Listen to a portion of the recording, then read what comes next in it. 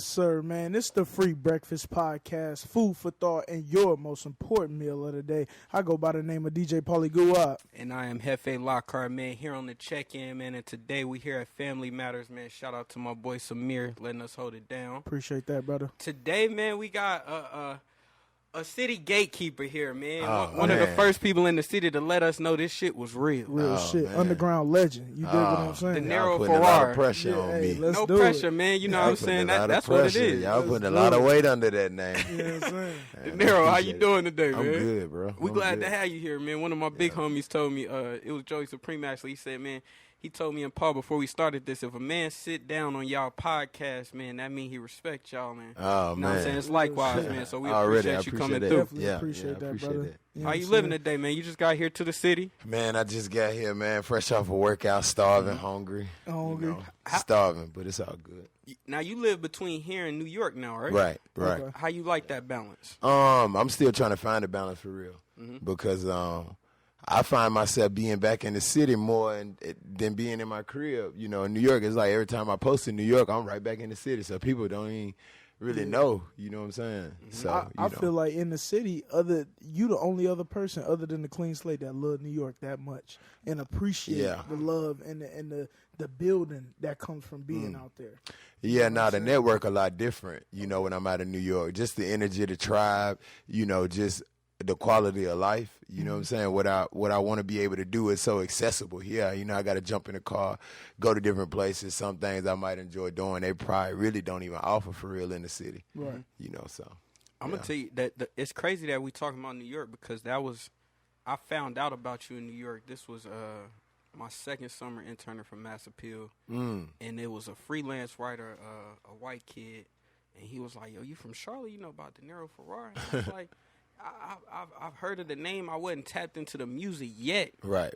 But I felt some type of way that I was getting put on in New York by outside.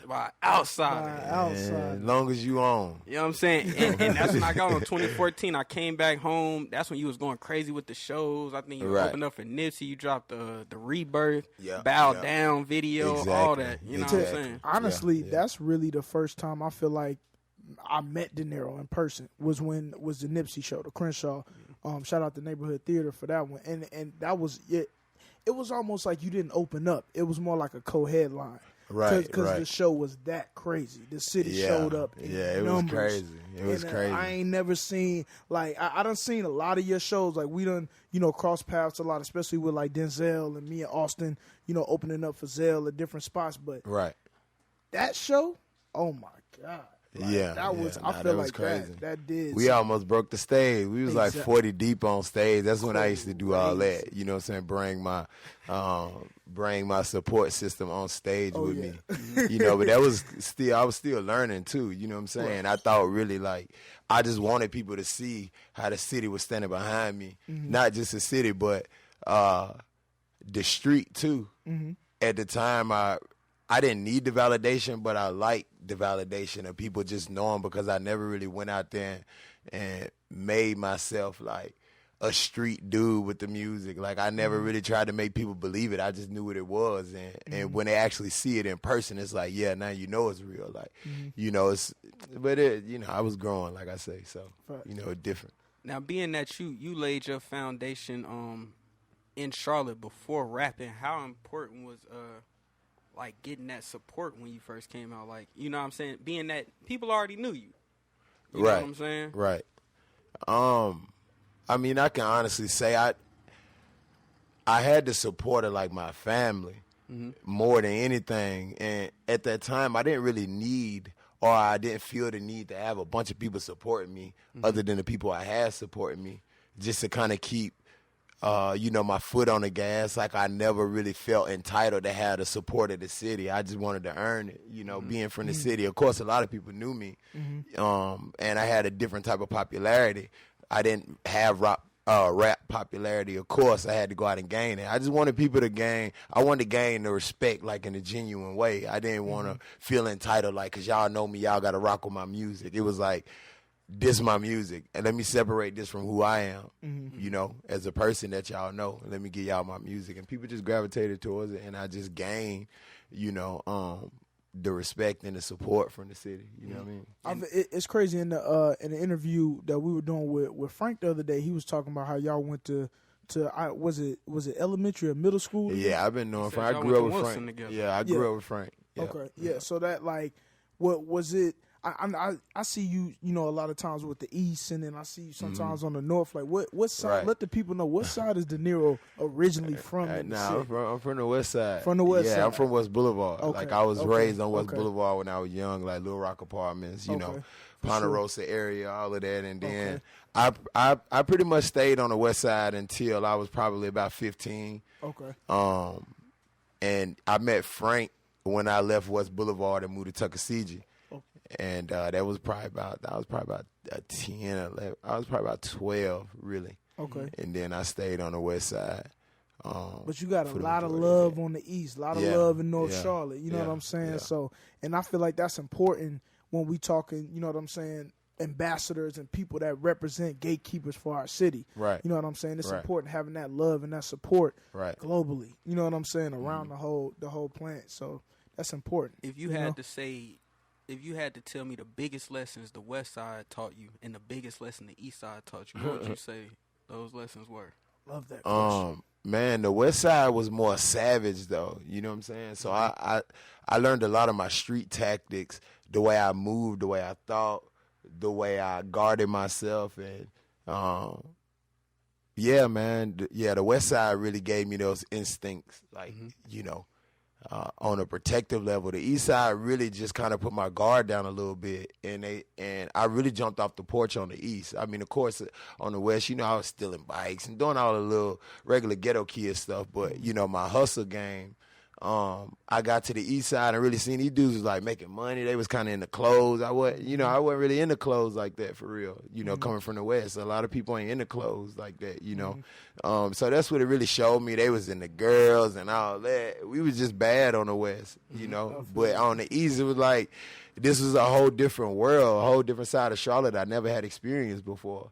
And, they just really put me on game, as far as that was concerned. You know what I'm saying? It's wild because I like to think, when I think of Deniro, I think of you remind me a lot of Lawrence Fishburne. and I'm going to tell you why I say that, right?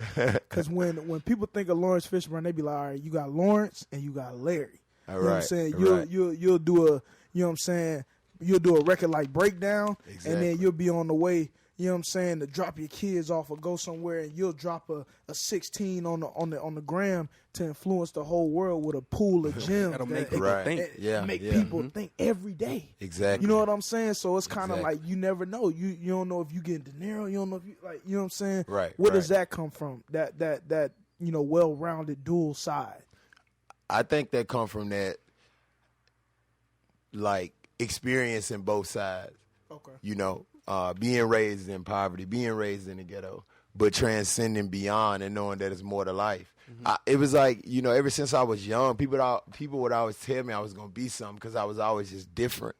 And I spoke a little bit about that. I did a live the other day where I said I really was conditioned to not make it out of my situation, which was the ghetto. So that's why they abuse us, not necessarily abuse us, but physically they beat us up to make us tough, because these are all things and survival skills that we need to survive the jungle, because what they really telling us subconsciously and unconsciously is that we're not going to make it out. So we got to condition you to survive. Wow. You feel what I'm saying? So at the end of the day, I lived on both ends of that. I had the survival, but then I transcended beyond. I knew it was more to life, and then I started really achieving and obtaining that stuff. And so I really can pull from either or, you know what I'm saying, where I am, my higher self, or not necessarily my lower self, but where I lived for a long time, which was on the lower vibration, you understand? So, yeah, I pull from both places, man, because I know it's both that really made me who I am. I can't run from that. I understand that. I know that. You know what I mean? And I feel like it's important that you tell the kids, like, yo, know what come with this. Exactly. You know what I'm saying? Exactly. Like, if you know both sides, you need to know the consequences and, the outcomes of your decisions. Exactly. You know what I'm saying? And I appreciate the fact that you let kids know, like, it ain't all sweet. Pay attention to what you're doing. Exactly. Exactly. A lot of rappers just let these kids know the one side. So you know what I'm saying? Well, they don't really know both sides. Yeah. You know what I'm saying? Yeah. So it's easy to get one end of the spec, like, when you don't know both sides. A lot of these rappers ain't never been in trouble for real. Mm-hmm. You know, a lot of these rappers ain't never really been in no real situations and circumstances. You know, they probably heard a lot about it, but they ain't really experienced it themselves. Mm-hmm. You know, so they only really experienced one end. Mm-hmm. You know, they got a little money probably when they was in the street, and really probably, you know, ain't nobody really bother them like that. And they got out, made a clean escape, and now they rapping. Mm-hmm. You know. So when you, I'm interested in the top half of your journey. You know, we come from Charlotte. What year did you start rapping? 2010. Okay. So in between 2010 and 2013, what were you doing to get yourself out here, to get yourself, like, say, for instance, in that Warner Brothers room? Right. Like, what step, were you already traveling to New York heavy, or, like, you know, it's not easy for us here. So right. I'm just interested to hear, like, what was your journey in the beginning as far as getting there? My journey, I did everything from Charlotte, believe it or not. Really? You know? Yeah, wow. I did everything from Charlotte. Because the internet was different then. The things that I'm doing now, you know, well, the things that I did then, they didn't really receive the light and attention as they would if I did them now. You know, like having a major label deal, or having my videos in the millions, or being on all the notable blogs, Pitchfork, Fader, all these different things. That was during a time where, you know, Instagram wasn't popular for real. Like, you had to be on your computer. Now everybody got Instagram, street dudes and all of this, and your Instagram populated around, you know, proximity. So whatever is close to you, the rappers that's close to you, they pop up on your Instagram. So if you really got a buzz in the city, now you over on front of everybody's phone. But before, you had to jump on the computer and really look me up. Right. You see what I'm saying? But I was doing things all over the world, you know, and it's just a lot of guys didn't know. My perception was bigger outside the city because those were the guys paying attention and being on the internet, you know, and I was doing, like, phenomenal stuff. You feel what I'm saying? So I did it all from the city, and I was never really focused on the attention for real, or what came with what I was doing. I just had my head down working, bro, for real. Like, I was really that into the craft. You feel me? And it shows, because it's crazy. He said that about that era, that Warner Brothers era, because me and Hefe were talking the other day, and we were just talking about how Mustard, you know, discovered LMA via his girl and Miko. And things like that. And I didn't know that Miko, like Hefe told me, he was like, yeah, Miko used to manage Deniro. Yeah, Miko used to manage me. And I'm like, Miko used to wow. manage So, me. Yeah. well, how did that relationship, you know, pop off? How did that, you know, tie in? I met Miko around like 2014. Okay. And which was crazy. I was headed to Canada to do North by Northeast, which is essentially the South by Southwest of Canada. You know, a lot of people, you know, they don't really know, and they probably haven't been invited to do those things. I was fortunate enough to be invited. But anyway, I went, and I had a record deal on the table with Warner and Vice, and I had just let my management go, you know. And I was with ICM booking agency at the time, which was Zach Iser. He had a lot of notable people like Future, Kendrick, all these guys. And so he was really probably the only person I was connected to in the industry that I could talk to that dealt with, like, bigger artists. So I asked him, I was like, man, I got a deal on the table. Like, I don't really know what to do because I don't got no team. Like, but I don't want to sign a deal because it might not be a good deal. You know, I don't got a lawyer. I don't got none of that. And he said, well, don't sign a deal. Just wait. I'm going to find you a manager. You know what I'm saying? So he brought me a couple managers, you know what I mean? And I talked to a few of them on the phone. I just really felt like they ain't understand me more than anything because, you know, I was asking them, well, how did they feel about the music? And a lot of them were just like, oh, you know, I haven't dived into it that deep. And I was like, well, what are we talking about? You know what I mean? Like, you as a manager, they came in making a percentage of what I made, even my deal. You feel what I'm saying? When I signed the deal, Miko made a percentage of that. And I didn't have to break him off because he didn't get me the deal. But just being solid, I broke him off, you know what I'm saying, with that deal. But anyway, I ended up speaking with Miko, and he was like a junior manager with Stampede at the time for like Snoop Lion and YG.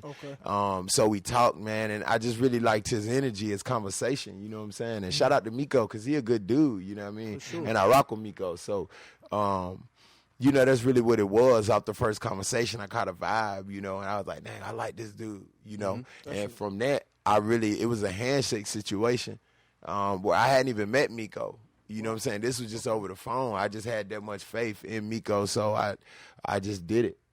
over the phone, and that's how that relationship came about. It's wild that you said like you couldn't believe like how you know when you get in the room and they like, oh, well, I haven't dived into the music yet. Right. I feel like as a manager of an artist, you can't be that manager if you're not a fan first. Exactly. Like if you're not a fan or if you don't appreciate their craft and their dedication, it ain't gonna work. Exactly. Period. You seem like you keep a group of tight knit people around you. Right. Just listening to how you chose to pick Miko to manage you, and even now, you know, I speak with Kim and Bentley pretty often. Like those people seem like. I know Bentley's that's your genuine family. Yeah, but like even family. Like Kim, like she seems like your family. You know what I'm saying? Exactly. For sure. How important is it to have that tight knit team around you? You know what I'm saying? I mean, that's important. It's really important to me. You know what I'm saying? But to be honest, what I realized even throughout those experiences is sometimes it even become difficult. You know, because you begin to put the family aspect over the business, where you don't necessarily want to check people the way they should be checked. Because, you know, so that's a slippery slope. You feel me? Because, like, that dynamic and rapport can override the business, like I said before. But I'm just figuring out that balance still, too. And that's been a lot of problems with me and the management team that I've acquired over time and the different managers that I work with, where I've, you know, in the beginning it was business. You know, and then as time went on, we started to hang out and develop rapport. And I bring people in, man, treat them like family. So they meet my family and do all of that. You know, they sit down, they eat, we break bread. And after a while, I think sometimes you begin to become a little blind, and people will start to slack off. You know what I'm saying? So, you know, they get comfortable. But, I mean, I think it's very important still to have that dynamic, you know. But, yeah. Now, I know you're independent now, and, you know, I talk to a lot of different artists and rappers and things, and I tell them, you know, everything about. I know it's like everything is super independent now, and I tell rappers like, yo, a record deal ain't always bad. It might just be the thing to help you or change your life. So, what would you say was the best thing that came out of your deal during your time at Warner? The knowledge that I gained. You know what I'm saying? Because it's like, yeah, man, somebody giving you some fish, you know, you eat. After that, you're hungry. If somebody teach you how to fish, you don't need them. You can stay fishing. Indeed. You know, I'm fishing. Indeed. A lot of these guys, they're not really as savvy as they should be in the industry of music on the business side, because they don't know business. They're just artists. And, you know, for a long time, I really just wanted to be an artist where I could sit back and just have control over the creative and didn't know the business. But the Most High just knew my position would be so much greater. So he put me through so much on just the business level and the experience level. Now I know what I'm looking for. I know what I want. I don't just accept anything. And I still got control over the creative. But I wear more than just a creative hat. So, you know, that was probably the best part of the deal, the knowledge that I've gained. But I don't think there's no good record deals, because it's not in the benefit of the label to give people good deals. It's not designed It's that. not. Right. You know, it's just not in the design. And, you know, you can talk to a lot of the bigger artists, and they'll tell you, you know, it's not in the label's best interest to sign a rapper to a good deal. It's just not, you know. It's as far as like from where you experienced that label life, and now that you know taking that independent route, I see you join forces with United Masters. How's that been for you so far?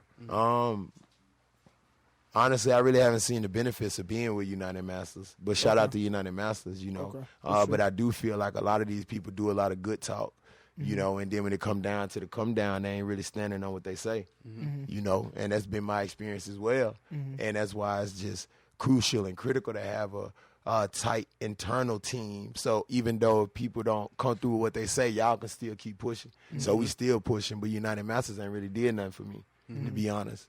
You know, Warner Brother didn't do nothing for me. You know what I'm saying? Everything we did, we had to do that on our own. I never really seen the benefits of being signed to a major or having an independent distribution situation. You know what I'm saying? Right. You know. So regardless, like the root still back. It's the internal team. Exactly. And the knowledge that we receiving, even in, because it's a learning experience in every situation. Even being with United Masters and not really receiving the type of attention that I feel I need, it's okay because I'm still learning too. You know? Certainly. So, yeah. Now, would you ever start a label and sign artists? Is that a plan? Oh, well, Co-Rap, we already a label. You know what I'm saying? I already got an artist, Trent the Hooligan. Right? Shout out to Trent, yeah. You know, and the thing that I love most about Trent is that he's so patient and he understands. You know, because Trent was a fan of the music before I even came about and discovered his music. Wow. He was already a fan of the music and just the brand and what it stood on. And he understands that we're still building. So he just really championed me to continue to push forward as an artist, and that way it'll be easier for the label to expand. You feel what I'm saying? So he patient. You know, he ain't on my neck every day like, bro, when we gonna this, when we do that. He's so self-sufficient as an artist. He out doing his thing. Where's Trent from? He from Florida. No, he's from Florida. Oh, okay. Yeah, he's from Florida. When I first heard of Trent, it was through Austin Royal. He met Trent. I think he lived out in Wilmington, or he's out that way. So, and then I remember when I seen y'all together during Made from Scratch. Exactly. Because we was doing sound check, and Deniro came in. He was like, yeah, I'm rocking with Trent today. Exactly. And I was like, oh shit, okay, boom, boom, boom. Yeah. So full circle. Now I understand. You know what I'm saying? Everything that's going on that end. That's dope. I really fuck with that.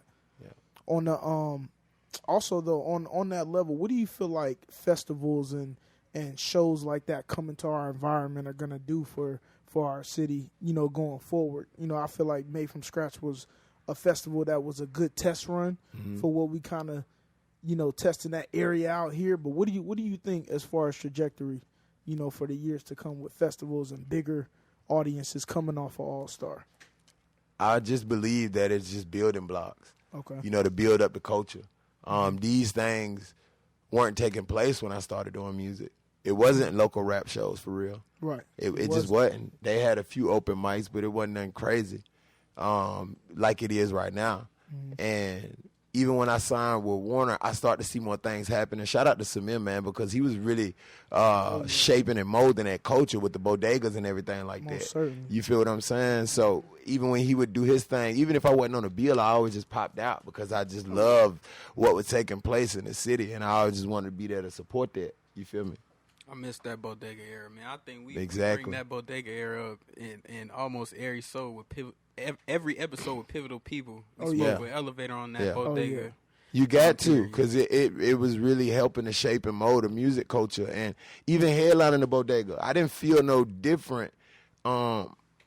It felt the same like when I headlined Bow Down or big city shows. Like, that was a big deal to me. The city was out there. You know what I'm saying? Like, the city was out there. Even having my first show at Neighborhood Theater when we did the Bow Down tour, like Samir, we went through Samir to do that show. Oh, yeah. And the city was out there. It rained. It was Halloween. You know what I mean? I was a little down because, of course, the parking situation, you can't really see how many people is parked to go to the venue. You don't see no cars. Right. So I was like, damn, we done did all of these 42 cities just to get back to my city on the last show and don't nobody show up. You know what I'm saying? And my mama came to the dressing room and she was like, oh, they out there. And the lights came on, bro. I remember I almost finna cry. You know what I'm saying? Because I was like, bro, like, this crazy. Like, it wasn't like it was a club and people was coming anyway. Like, my name was on the bill. So if you was there to see the show. And when the lights came on, I just heard somebody scream like, yeah, bro, we out here, the city here. And man, like, it just sent chills through my body. You know what I mean? Yeah, bro. Yeah. Speaking of performing, Paul always taught the artists about knowing how to perform and just understanding that you can gain fans off performing. That's why it's important to know how to perform. Very, very you important. and Trap rock. Oh, yeah. You and Trap got brother. a mean on-stage chemistry, I man. love it. Yeah, Shout out DJ Trap, man. Yeah, man. I met Trap, he was probably about 16. Okay. 16, 17. And he might have been a little older than that. But I didn't have a DJ. And like I said, I was with ICM at the time, and Kendrick had came through the city at Holton Arena at UNCC. Okay. And I didn't have a DJ, and I was like, dang, I wanted False ID to do it, but False wasn't available to do it. And so I just jumped on Twitter. I was like, man, I got to find a DJ. I jumped on Twitter. I was like, yo, add a DJ in the city, you know, that's hard, and I'm going to rock with him. My boy Marv, like me and Trap used to go to the same barbershop. Okay. And his older brother Marv, And so he added trap and was like, man, this is my little brother, like, but he nice. You know what I'm saying? And, you know, I was like, he young though, bro. You know what I mean? Like, he young. Like, you show, he was like, nah, bro, I'm telling you. So I met Trap, you know, the day of the show. I met Trap a few hours before. I gave him my music. We sound checked. And when he DJ'd for me, he was so experienced, man. You feel what I'm saying? Like that experience. I don't care how old you are. If you're experienced, man, and if you've been honing in and perfecting that craft, man, you know, that's going to set precedence for where you at. And, man, he did it. I was like, yeah, like, you know, you want to be my DJ. After that, the first day, he was like, hell yeah. He changed his link in his bio that same day. Deniro Farrar official DJ. Ever since then, like. And it's just crazy to see how that's expanded because now he's producing a little bit for you. He produced breakdown. Exactly. Exactly. Him and Leak. You know, shout out to them. Crazy. You feel me? But yeah, man, that's my brother. He doing amazing things, and I love to see him do that. So when he around, you know, he hit me and told me, he was like, yeah, bro, you know, Sud got sick. They want me to tap in for 2 Chainz. I said, bro, that's amazing. Like, he just got on the plane and went to Norway. And I'm like, bro, like, that's beautiful. You know what I'm saying? That's amazing. So, yeah. It's so crazy because I remember, like, back then, like, we lived on the north. So, like, on the north and, like, on sometimes on the south, we would do, like, just events. And Trap was always DJing on the east. And then over here, and then I was doing $50 parties. Trap was doing $80 parties. Like, and me, I met Trap through Milan. Okay, Milan Hightower. Shout out to Milan. Back when he was GT, we was throwing the breathing room events, right? Right. Deep on the north, and that was the first time I met Trap. I came in, I was about to sound check. He pulled up back when he had the Ultima. With the sixes on. He got there, pulled up. Back then, thumping, too. Yeah, like, couldn't tell him nothing. Couldn't tell him nothing. He hopped out. He like, yo, what's good? I'm DJ Trap. Exactly. You know what I'm saying? So, yes, sir. Trap been coming a long way, man. I always tip my hat off and salute Trap. Exactly. Man. Big inspiration to me, too. Like, and Hefe always get on me. He be like, bro, you don't fuck with DJs. I'm like, nigga, I fucking love DJs, bro. Right, Trap is one of the only DJs you only talk about. You don't fuck with no DJs, though. I mean, he got that. He get, you know, outside of being a DJ, you know, when you meet him as a person, he just got a different type of energy, you know, and it don't come with no type of ego. He ain't an arrogant dude. He humble. He gonna talk. He gonna speak. A lot of different, you know, a lot of other DJs, I can't really attest to their character like that. Right. You know what I'm saying? So. I see you have a tight knit brotherhood with my player partner Surf Mitchell. One of the most creative, straight shot. Some people call him Kevin. Yeah. You know what I'm saying? But one of the best creative photographers I've ever met in my life. Where did y'all brotherhood kind of begin, and you know, how did it get to where y'all build and work on a consistent basis now? To be honest, I really can't even tell you how I met Surf for real. Okay. Like I just don't remember. He just he just appeared in my life one day, like, that's amazing. and he just kind of stuck. You know what I'm saying? He was already familiar with the music. Had told me he wanted to shoot me, and at the time I was living on Commonwealth, so I would always be at Common Market. Okay. And him and Tall Chris used to always, you know what I mean? You know, this is right hand man, and you know we just rock. And I was going on tour one time, and he was like, man, like, let me rock. He rocked with me. The tour wasn't even that successful for real. It ended up getting canceled halfway through, but we was spending a lot of time, and we was in New Orleans, and I remember him telling me, you know, it was so deep, man. He was like, you know, bro, you moved through this thing like God. I was like, that's crazy. You can't say nothing like that. He was like, nah, I ain't saying you God, but you moved through it like God. Like when I read about God, they always say, you know, he was a man of the people, and he always would just be with the people. And he was like, look at, like, what type of people approach you when you on the road, you know, because I had a lot of different people. Like, we went and worked out in the park one day, and it was a dude shooting heroin, and he was a younger dude, you know, around our age, you feel me? And I was working out, and he was on these bleachers. I wanted to do push-ups by the bleachers, and he was like, yeah, you know, like, he was kind of like walking away. You know, when I came over there, I was like, bro, I ain't come to mess with you like I wanted to work out. He was like, man, just something about you, bro. You know, I don't even want to do this around you. You know what I mean? And then he just started telling me his life, bro, and he just started crying, you feel me? And we both started crying, you know. And he was just telling me his life for real. He was telling me he got a son, and how he strung out on heroin, so he afraid, he don't want to be around his son.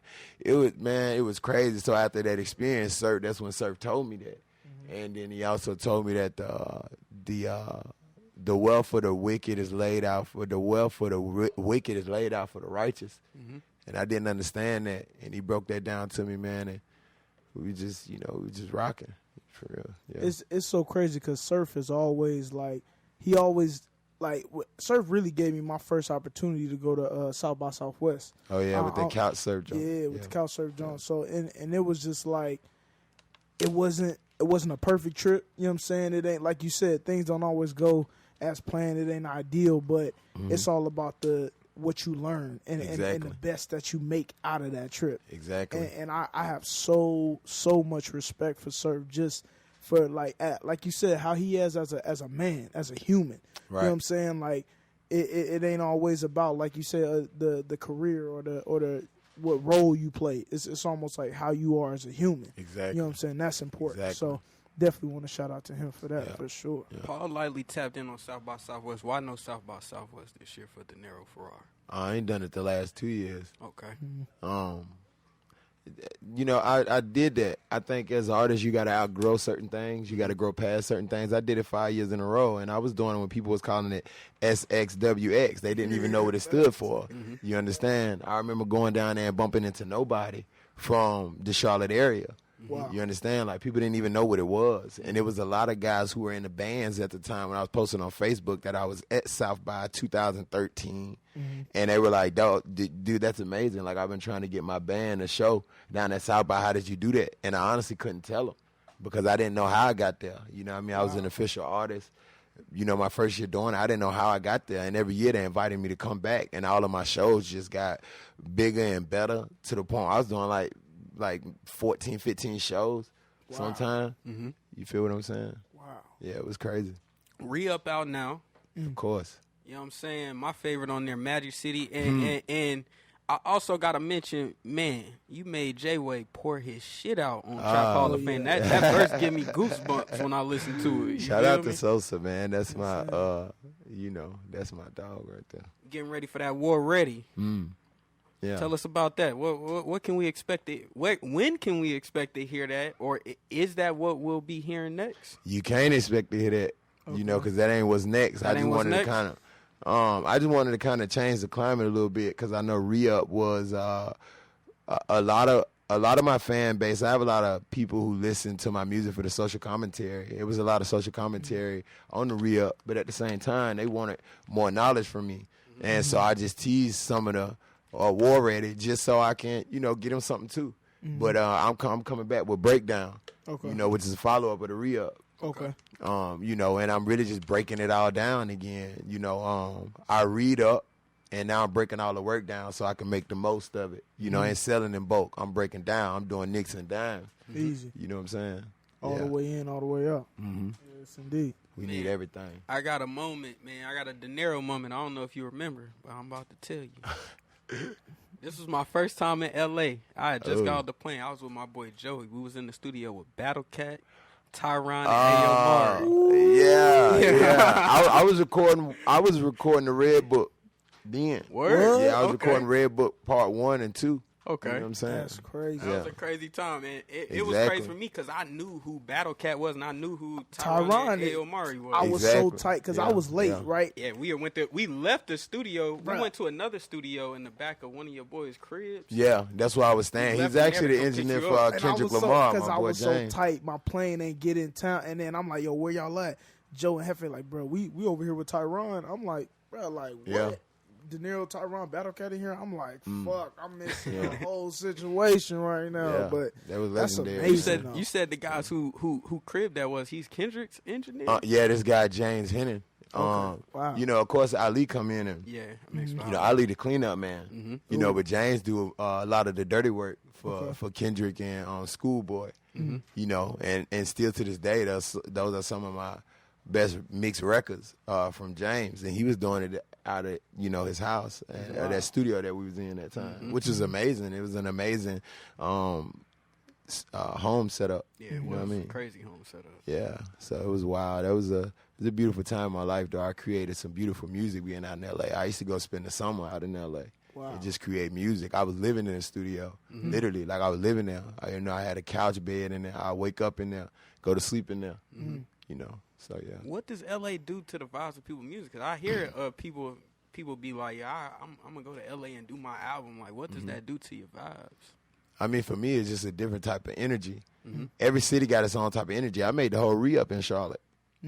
You know, and it felt like, yeah, I was just about to say, it sound like, you know, real, like, exactly, because I knew, like, it had that feeling, like, Bentley and Kim, they was in the studio. I'm talking about coming out that bitch when the sun was going up. Yeah, you know what I'm saying, like energy, because we was getting those crazy sessions like that started at 3 a.m. Yeah, you know, and Slime called me like, man, you gonna be up? I'm like, man, shit, I'm gonna just go to the studio parking lot and fall asleep. So, you know, I don't really miss it. You know what I'm saying? So, yeah, I created a re-up in Charlotte. It's just a different energy everywhere you go. The music that I create in New York is a different bop. When I'm in Cali, it's a liberation. It's a freedom. You know, I was, man, with that crew we was staying there, had an avocado tree. You know what I'm saying? An orange tree. That's crazy. You know, lemons. Speaking of avocados and stuff like that, I noticed you and shout out to Crooms, y'all are very tapped in on your clean eating and your plant-based diet and things like that. Where did you dive into that health aspect and go full-fledged all the way, you know, because you're vegan, right? Correct? I mean, no, but over the last 2 weeks, I could say I am, because I took the cheese out of my diet for real. Okay. You know, and I used to dabble in fish too. Okay. But I was just like, man, I ain't, you know, I'm gonna go all the way. And just because it's just time, you know, for me. So, but I got into it probably about 5 years back. My ex-girlfriend, she was the first person I knew that wasn't eating meat for real. Okay. Like, and she put me down on it. And she just lived a lifestyle, man, that was just, like, so phenomenal, bro. You know, I was so inspired just by watching her live. Like, it was crazy, man. This woman was a real healer. Wow. Like real talk, I'm going to get this short story, you know, then I'm going to get up off that. But I remember one time I was in the shower at the crib, and I was like, damn, it sounded like a big-ass bee in the crib. You know, I could hear it in the shower. The door was open, but I could hear it. You know, she used to have the windows up, you know, in the summertime. She got all these plants, vibe, music going, ooh, ooh. So I cut the shower off. I'm like, hey, baby, you don't hear that? She was like, hear what? I was like, man, it sound like a bee. And she didn't respond. So I got out the shower. I was like, man, it's a bee in here, man. You know what I'm saying? And she had these big plants, you know. She would name them. And I think it was the Miles Davis plant that this bee had landed on. Wow. So when I seen this big-ass bee, it was a big bee, like one of them big ones, you know. I ran back in the room, got my shoe off, finna kill it. She was like, no, don't kill it. I was like, why? She was like, it's sick. I was like, what you mean it's sick? She was like, to be sick. It flew in here because they wanted me to heal it. I was like, all right, whatever. When you heal this damn bee, I'm going in the room. You feel me? This bee ain't finna sting me. Yeah. So I go in the room, I'm recording my music. And so I come back, I was like, man, let me check on this girl, this damn bee. So I go out there, and she on computer Googling how can she heal this bee. So she Googled that you put salt water on a spoon and hold it up to the bee's tentacles and it'll drink from it if it's sick, and it'll help to heal it. Wow. So she did it. And I was like, man, this girl crazy, man. Like, this damn bee ain't, you know what I mean? This bee ain't, woo, woo. So throughout the whole day, man, the bee just stayed on the leaf of the flower, whatever. And the next day we got up, she slept with the windows up still. Next day we get up, the bee was gone. So I was like, damn, like, you know, the bee gone. So she closed the window. I said, man, don't close the window, man. Shit, it might still be in here. You feel me? Like this bee ain't gone. She was like, nah, it's gone. Like, I healed it. Wow. And, bruh, no lie, I would say maybe 3-4 days later, man, the bee flew back in the crib, landed on the flower, and then, like, flew back out. And she said it just came to tell me thank you. You feel me? Wow. I was like, bruh, she on a, you know, I mean, I got the utmost respect for this woman. I ain't with her, but can't nobody ever talk bad about her, to me, around me, none of that. Like, she the truth. You feel me? Yeah. Mm-hmm. She the truth, bro. That's good. An interesting story. Yeah, that's crazy, I feel bro. That. Like, the bro was crazy. Like, it's crazy, bro. But she the one. She a real one, bro. That's crazy. So she was integral into getting you into like just a more healthy, conscious lifestyle. Man, would you accredit her? I got to. I'd be a lie. Everybody want to act like they do it themselves. Don't nobody want to credit God or people. You know, so it's her and the Most High. Women. They the ones. They the ones. You know, I was telling Kim That's that too, man. For You know, real. I just want to keep more women around me. You know what I mean? And of course, I've abused the situation over the years. You know what I mean? But at the end of the day, I just see it in a different light now. You know what I mean? Yeah. It's crazy. I kind of want to ask another quick question on the bow down subject. I had that pinned. I feel like the time when that bow down tour started, I feel like you and Zell were both in places where y'all were literally equal at a plateau to where y'all both. It's not like y'all needed each other, but it would benefit both of y'all to like, yo, let's take this journey, bruh, and really see, you know, what could come from it. And just to see like those shows and see the levels that it took y'all to, Right. like it's so amazing. What's that bond and what's that? Because whenever I see you with Zell or you know around that environment, y'all always chopping it up and really building it. You know what I'm saying? Catching up. So where did that bond and just that being on tour, like what was that like?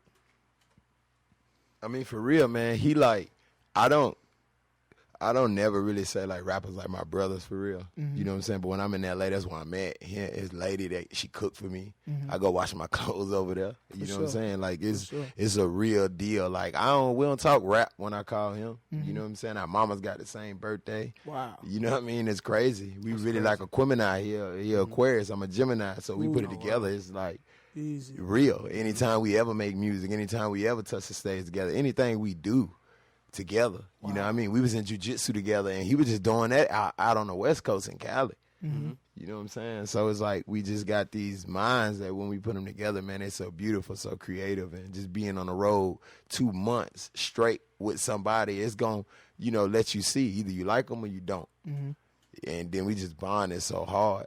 You know what I'm saying? So like, he just always like my little brother for real. And when he doing crazy, major stuff, I was on tour with him and he left. One day, flew to Atlanta and came back. He was like, bro, I'm going to tell you something. You know, I ain't told nobody, but I flew out because I did a song for the Spider-Man soundtrack. I was like, what Spider-Man? He was like, nigga, the Spider-Man that's finna come out. So I ain't got no TV, so I don't be seeing no advertisement. And it just really dropped for real. It wasn't out. That was the damn Taboo tour was like last year sometime. You know, and when Spider-Man dropped, I was in the movies with my son, and we watched the movie, and I sat there after the movie went off for the rolling credits. I was like, man, I'm going to sit and I'm going to listen for bruh's song. As soon as the credits start rolling, I hear his voice. Wow. He just sent chills through my body, you know, because man. That's crazy. Yeah, bro. He killing it, you know. And I love how you the last tour Zell was on, you helped them a lot with like the workouts and that's why I was there. Yeah, for sure. That's why I was there. Sure. Like I was a paid personal trainer for real. Like whether people know it or not, I ain't really, you know, I didn't publicize that, and I don't know why I did. I think it was because it was a little ego in it. As an artist, I didn't want people to see me go on a road with somebody, but it wasn't for what it is I was known for doing. And people know me for keeping my body in shape, but not for doing it for nobody else.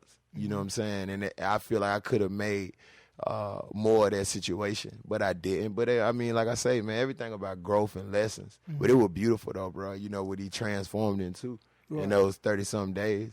It's crazy. Go ahead. I think as a consumer, you know, you said it might have been an ego thing.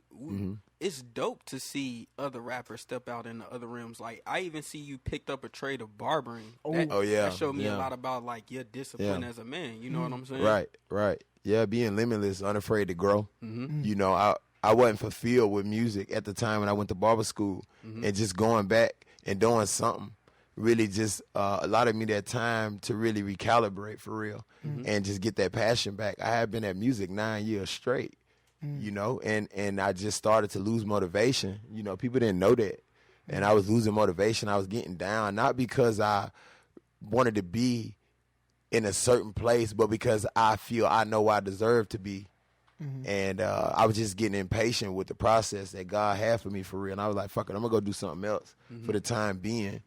And I ended up getting that inspiration back midway through school. I was going to quit. I had came back from China, and I did the tour. And that's when I was like, all right, you know, shit's still happening. Because I only put out 3 records 2018. Only 3. That's it. You know what I'm saying? And I did a European tour. I did the tour in China. All of that with 3 records. And midway through the year of school, I was going to quit. But I was like, man, I don't like starting stuff I can't finish. So I just finished out. But and I just had this resurgence of just motivation to do music, and the love and the passion came back. So now I just approach it in a more patient way, where I don't, you know, I don't really gotta feel rush. And I feel like that in a sense because I love to put content out like boom, boom, boom, boom, boom. But I don't feel necessarily a rush to get to where I know I'm gonna be at now because I know, you know, the process. I'm comfortable with that shit. You know what I mean? It's crazy because, like what you were saying about being a personal trainer, I saw the actual results. Like coming to the show, you know, me and Austin, we came and went to when y'all were here for the city stop. Yeah. And just seeing, like, I ain't never seen Zell perform like that ever. Yeah. Like, ever. I'm talking, he didn't lose a breath. Exactly. His momentum was out of this world. Exactly. Like, when you came out and it was just, that was a scene. Exactly. Like, you dig what I'm saying? So, just to see, like, everything you put your mind to, the results. You know what I'm saying? You big on results. I see a lot of that. You know, and I wanted to touch on when you said you went to go to the movies with your son. I always, like, I just told Frank this the other day. We always want to highlight black fathers that take care of their kids and are in their kids' life. Exactly. You know what I'm saying? So how important is that to you being a good father and you know, especially with a son, you know? I got 3 sons. Okay. You know, I got 2 5-year-olds. I got a 1-year-old Sergeant. He live out in California now. Okay. But he was in New York. I mean, it's just, we living in a different time now.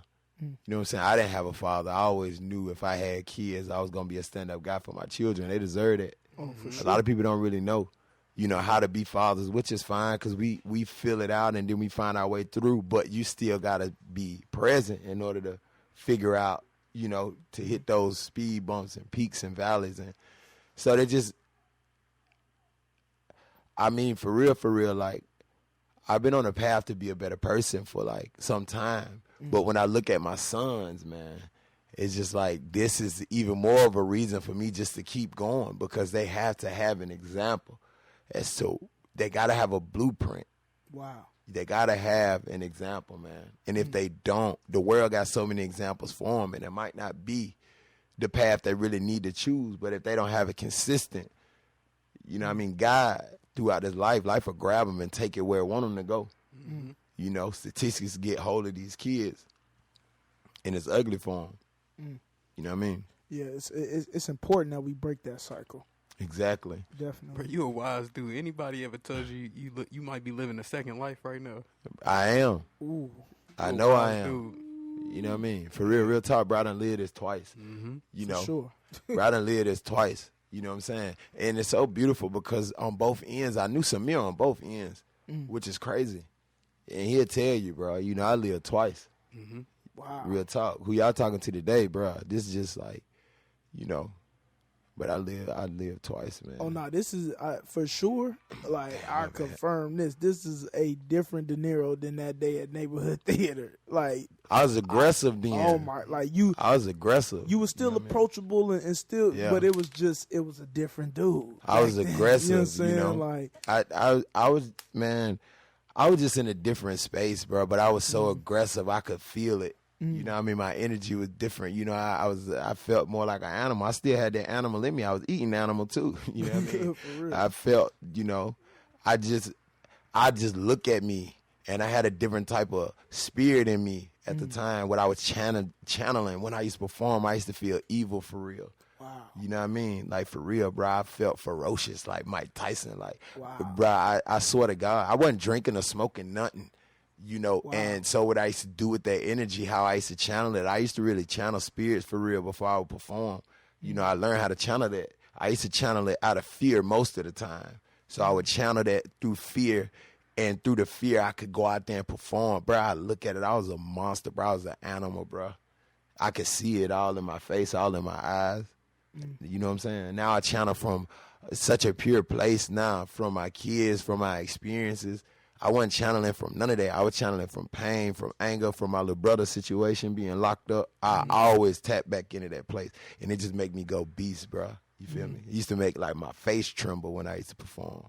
You know what I'm saying? It's crazy that you just mentioned your brother. I don't know your brother, but, man, I felt like I knew him. I felt like a part of the situation when I seen him get out. It was just so amazing to see. Like, I felt like your fans knew who They was. You know it's because they followed the whole process. They did. You took them through step by step. So we got to see them home, man. Yeah. Definitely. They did. And one thing about the freestyles that you let go on the gram, keep doing that. Because word to what Hefe was just saying about you being wise and just that wisdom showing, like, sometimes you got to run that vid back a couple times just to pick up everything, you know what I'm saying, that you have put down. And it's just, oh, man, the city, not even just the city, man, these kids out here need that, bro. Nah, that's a fact. You know what I'm saying? So just please, bro, keep doing that, bro. Like that, I feel like so many people appreciate it, even if they never tell you. You know what I'm saying? They appreciate that on a daily. You know what I'm saying? I appreciate it. You know what I'm saying? Person ain't got to tell me. A lot of the things that I say, I need to hear too. You feel me? A lot of these captions I put under my pictures, this stuff I tell myself. Sometimes I need to tell myself this. A lot of the things I put in my rhymes, like, I need to hear that. You know, that's knowledge for me. I run my own shit back. You feel me? Like, real talk. I be running it back, listening to it. Like, man, listen to what you said. Because I know at times I rap from a higher source than myself. I know when I'm making music from me, for me. Then I know when I'm speaking from my higher self. New Charlotte was all me. Oh, yeah. You feel me? That was all that savage in me, all that. You know what I'm saying? But when you hear certain things like, you know, when I did the nutritional junk the other day, like, I'm pulling from sources and information that I have access to, but the way I can articulate it is from a higher power, though. You feel me? So I run that shit back. You read a lot? Man. Like a Love to mother. read. I can Love to tell. read. I can tell you read Love a to read. lot. Love to You know? read, bro. A lot. What's your favorite piece of literature right now?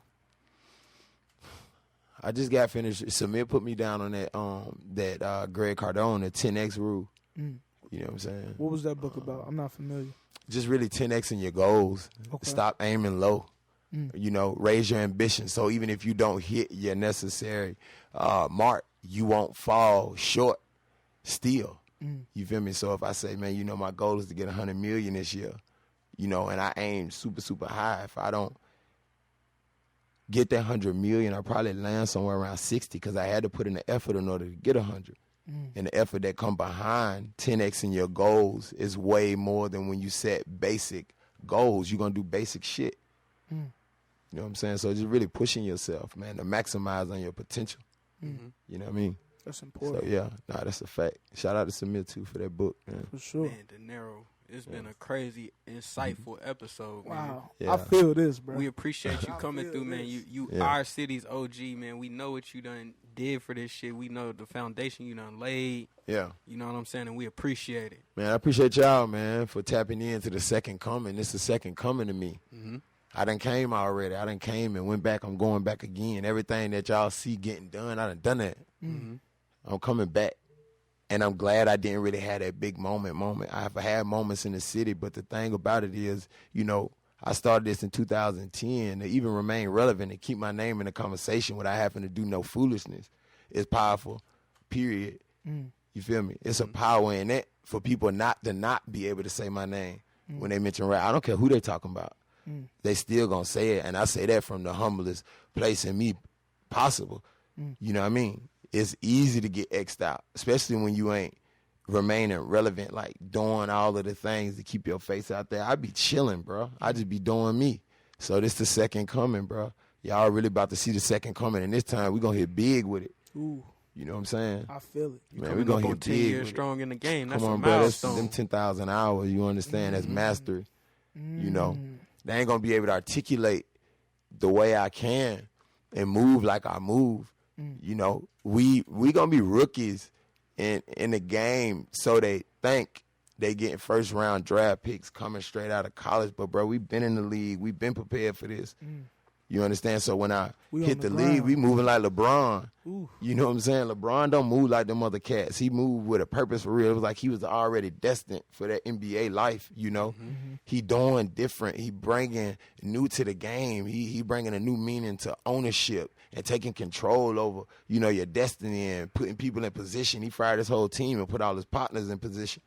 You understand? He ain't moving like these other NBA cats. You ain't never heard his name on nothing negative and no nonsense. You know, a lot of these cats thrive off that, just having a name in somebody's mouth. I don't just want my name in your mouth. If you ain't going to say nothing good about me, you feel me? Yeah. It's the second coming, bro. Y'all going to see it. It's going to be bigger than anything. And I'm going to be here. I'm going to be able to usher in the generations to come with this music. Most certainly. We're looking forward to seeing it, man. Yeah. I don't want to put you on the spot, but can we get a little freestyle? Drop a little something for me. You know what I'm saying? This the first. So freestyle on Free Breakfast. Wow. Yeah. Oh, okay. I like that, babe. Look in the eyes of a man who survived in a land of the Ku Klux Klan with my 9 in my hand. You can die in the can. How much pain can you stand? These niggas killing over pussy. Keep your dick in your pants. Being conscious of trend. I'm just stating the fact. Just because a nigga black don't mean he watching your back. Same pigment as your killer, I ain't rocking like that. One in the chamber of my pistol, ain't no cock in the back. These niggas goofy and shit, wearing koofies and shit, and dashikis, but at home they be abusing they bitch. I'ma just keep it like that, you feel me? Yeah. Heated it up one time. We appreciate that little Free Breakfast exclusive freestyle. Wow. I appreciate that, brother, man. Y'all been tapped in with us, man. This is the Free Breakfast Podcast, and we checking. Yeah, man, we out.